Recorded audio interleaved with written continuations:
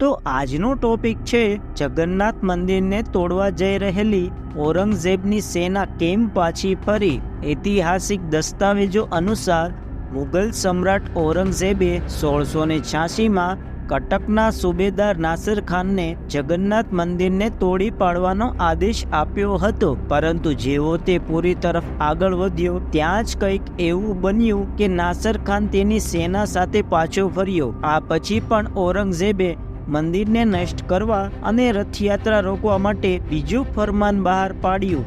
ચાલો જાણીએ આખી વાર્તા। તેના માટે વિડીયો લાઈક કરો અને ચેનલની કૃપા કરીને સબસ્ક્રાઇબ કરો, કારણ કે આ તમારા માટે 1 સેકન્ડનું કામ છે, પરંતુ તેનાથી અમને ઘણી મદદ થાય છે। ઓડિશાના પુરીમાં સ્થિત જગન્નાથ મંદિર તેના રત્ન ભંડારને કારણે ચર્ચામાં છે। મંદિરનો રત્ન ભંડાર 46 વર્ષ બાદ ખોલવામાં આવ્યો છે। જણાવવામાં આવી રહ્યું છે કે મંદિરમાં 100 કિલોથી વધુ સોનું અને કિંમતી આભૂષણો મળી આવ્યા છે। ખજાનો એટલો મોટો હતો કે તેને બહાર કાઢવામાં 11 સભ્યોની સમિતિને 7 કલાકથી વધુ સમય લાગ્યો હતો। મંદિરની અપાર ભવ્યતાને કારણે જગન્નાથ મંદિર પર ઇતિહાસમાં અનેક હુમલાઓ થયા હતા। એકવાર ઔરંગઝેબે પણ મંદિર વિરુદ્ધ આદેશ આપ્યો હતો, પરંતુ તેના દૂતે હુમલો કરવાને બદલે ઓડિશાના રાજા સાથે શાંતિ કરાર કર્યો। આવો જાણીએ આખી વાર્તા। ઈસવીસન 1568માં ગજપતિ રાજા મુકુંદ દેવના મૃત્યુ સાથે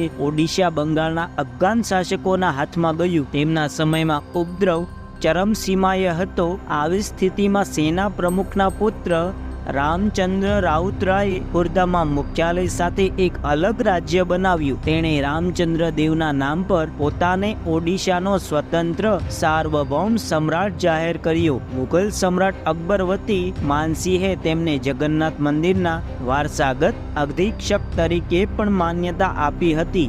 આ ઉપરાંત રામચંદ્રને ગજપતિ રાજાનું બિરુદ વાપરવાની પણ પરવાનગી મળી હતી। ઈસવીસન 1605માં બાદશાહ અકબરના મૃત્યુ સુધી વસ્તુઓ લગભગ શાંતિપૂર્ણ રીતે ચાલુ રહી। ઔરંગઝેબે મંદિર તોડી પાડવાનો આદેશ આપ્યો। સેના પાછી ફરી। અકબરનો પુત્ર જહાંગીર સિંહાસન પર બેઠો કે તરત જ મંદિર પર હુમલાઓ ફરી શરૂ થઈ ગયા। શાહજહાંના શાસન દરમિયાન શાંતિ પાછી આવી, પરંતુ શાહજહાંના મૃત્યુ પછી ઔરંગઝેબના શાસન દરમિયાન જગન્નાથ મંદિરના સંચાલકોને ભારે મુશ્કેલીઓનો સામનો કરવો પડ્યો। ઐતિહાસિક દસ્તાવેજો અનુસાર મુઘલ સમ્રાટ ઔરંગઝેબે પ્રથમ કટકના સુબેદાર નાસિર ખાનને 1686માં જગન્નાથ મંદિરને તોડી પાડવાનો આદેશ આપ્યો હતો, પરંતુ કહેવાય છે કે નાસિર ખાન સખત હિન્દુ વિરોધી હતો। આદેશ મુજબ ખાને સેંકડો મંદિર તોડી નાખ્યા અને તેમની જગ્યાએ મસ્જિદો બનાવી હતી। આ હેતુને ધ્યાનમાં રાખીને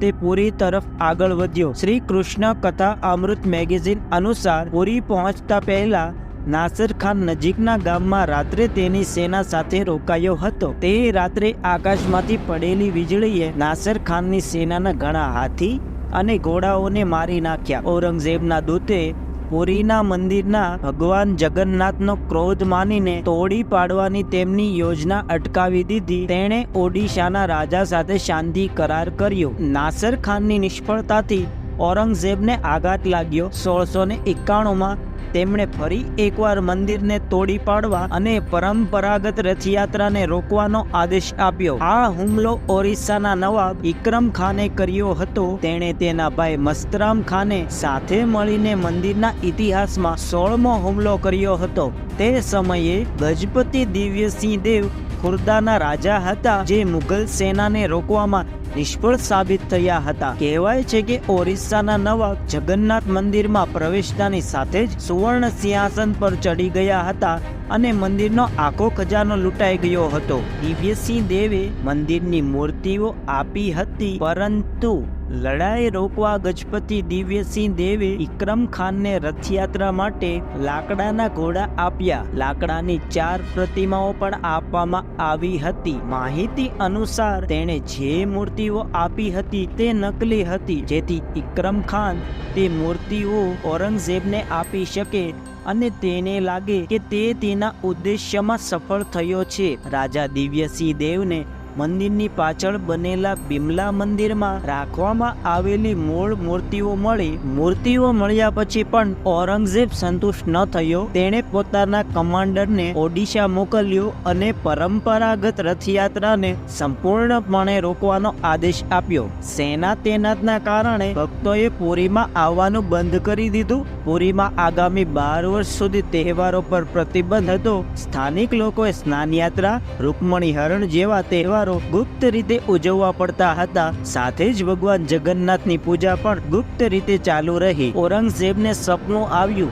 એક દાયકાથી વધુ સમય સુધી તહેવારો પર પ્રતિબંધ મૂક્યા પછી રામદેતા ગોસ્વામી નામના સ્થાનિક મહંત તેમની પરવાનગી લેવા રાજાના દરબારમાં ગયા. યોગાનુયોગ ગોસ્વામીના દરબારમાં આગમનની આગલી રાતે ઔરંગઝેબે પોતાના સપનામાં ભગવાનને જોયા હતા. ભગવાને ઔરંગઝેબને રથયાત્રા પર પ્રતિબંધ દૂર કરવા કહ્યું હતું. બીજા દિવસે સવારે જ્યારે રાજા આ વિશે વિચારી રહ્યા હતા ત્યારે રામદેતા ગોસ્વામી રથયાત્રાની પરવાનગી લેવા દરબારમાં આવ્યા. ઔરંગઝેબે ન માત્ર રથયાત્રાને મંજૂરી આપી પરંતુ તેણે મંદિર માટે જમીન પણ દાનમાં આપી. ઓડિશાના ગવર્નર મુર્શિદ કુલી ખાને સત્તાવાર રીતે 1703માં રથયાત્રા પરનો પ્રતિબંધ હટાવ્યો હતો. તે વર્ષે ગજપતિ દિવ્યસિંહ દેવે નવા રથ બનાવ્યા હતા. આ વિડીયોને લાઈક કરો, તમારા મિત્રો સાથે શેર કરો જેથી તેઓને પણ ખબર પડે. તમે આના જેવા વધુ માહિતીપ્રદ વિડીયો મેળવવા માટે ચેનલને સબસ્ક્રાઇબ કરો અને જોવા માટે બેલ આઇકનને ઓલ પર જરૂર સિલેક્ટ કરો. તમને અમારો વિડીયો કેવો લાગ્યો કોમેન્ટમાં જરૂર જણાવજો. જય હિન્દ, વંદે માતરમ અને કોમેન્ટમાં જય જગન્નાથ લખી નાખજો.